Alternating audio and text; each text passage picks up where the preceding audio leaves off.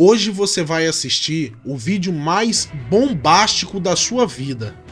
E eu tenho certeza que isso vai explodir a sua mente. Sério, o que você vai ouvir aqui muda tudo o que você pensa sobre manipulação da internet e controle de narrativas. É aquela história do Lula.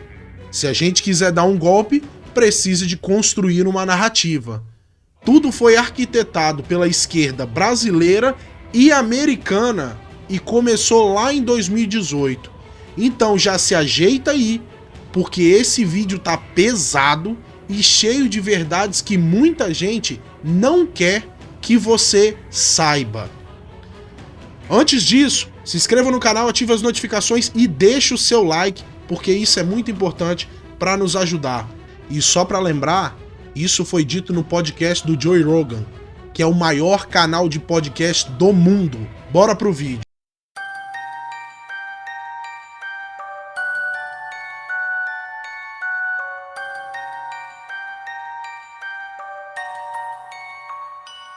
The DNC side of the economics until Ukraine in 2014. That was when there became a bipartisan consensus on the need to effectively go to war and launch this big energy sanctions operation against Russia. That's who's running that SEPS program. It's both sides of the political aisle, but both of them hate Trump. Both of them hate populists, whether it's the U.S. with Trump, Bolsonaro in Brazil, and again, the whole suite of EU countries that we just talked about. And they descended on Brazil just 2 weeks after Bolsonaro was elected in 2018. The Atlantic Council and NED held all these meetings about how Bolsonaro only won because of basically social media and end-to-end encrypted chats like WhatsApp and Telegram, and that we need to basically stop Bolsonaro's presidency in its tracks and stop him from getting reelected by creating a censorship infrastructure in Brazil that is powerful and institutionally as wide and deep as our other diplomatic work. So NDI, which I should note, Hunter Biden was on the chairman's advisory board of NDI, the DNC CIA wing. So if anyone is a little curious as to why the CIA intervened on the Justice Department investigation, folks remember the IRS wanted to question Kevin Morris, Hunter Biden's lawyer, who paid his taxes for 5 years, and then the CIA intervened and told them, do not look into who is funding Hunter Biden. I find it curious that the CIA's DNC branch, Hunter Biden, was on the chairman's advisory board. But so NDI sets up this sprawl of coalitions called D4D, Design for Democracy. And Design for Democracy, in tandem with this SEPS program, goes on to work with the censorship court, de Moraes, the censorship Voldemort on their TSE court. There's basically the election management and censorship body of their Supreme Court. This is the guy who has gone to war with Elon Musk. They help that censorship court set up a disinformation task force, and their own institutional assets get put on the advisory committee of the Brazilian censorship court to direct the censorship policies of the same institution that banned X from Brazil, that seized Starlink's assets. They worked with the universities, FGV DAP, and other very significant Brazilian universities.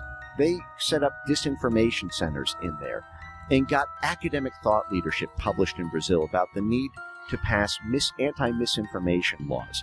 Their own NDI fellows and operatives were publicly testifying to the Brazilian parliament on the need to pass these laws. They were publicly speaking to the prosecutors association groups in Brazil, telling them they need to prosecute misinformation on this. They were funding millions of dollars to Brazilian media institutions to promote internet censorship and to promote the banning effectively of any pro-Bolsonaro content on social media or on end-to-end encrypted chats. The USA then kicked in millions of dollars of funding to Internews, which is another U.S. government-funded media projection arm to promote media literacy programs, information integrity programs, countering mis and disinformation programs in Brazil. So at every level, Brazilian media companies, they partner with Globo, for example, the largest media outlet in Brazil. The media institutions, the universities and thought leaders, the politicians, the judges, it was full spectrum. It was the same thing that we do when we try to regime change a country. By the way, this is in USAID's charter. This is one of the reasons they're able to get away with this. In USAID's charter, it allows USAID to capacity build assets to do so-called judiciary reform, which means influencing the laws and the structure of the judges, and to be able to have our foreign aid money get laws passed or get structural changes made to the court system there. And this is what CEPS did.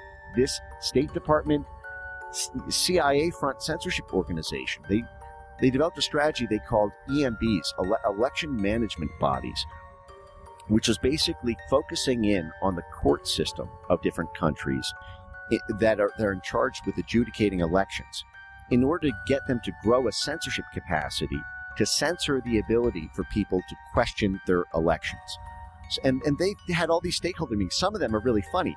Some of them, they said, well, some of our EMB partners didn't want to actually, didn't think they could pull this off. They couldn't convince the other political stakeholders in their country to grow the censorship capacity. And they advised them about how they could cleverly use rhetoric to disguise the programs. Don't call it a counter-disinformation program if you think that'll ruffle too many feathers. Instead, simply call it strategic communications. And because every government agency has some sort of public affairs branch, some sort of communications capacity. Simply say that this is for monitoring and engaging in strategic communications, and then you can mass flag the accounts of the U.S. State Department's political opponents they want to stop from winning the election. Jesus. Isso foi dito no podcast do Joe Rogan, que é o maior canal de podcast do mundo. Ele é pioneiro no YouTube nesse segmento. Dispensa qualquer comentário.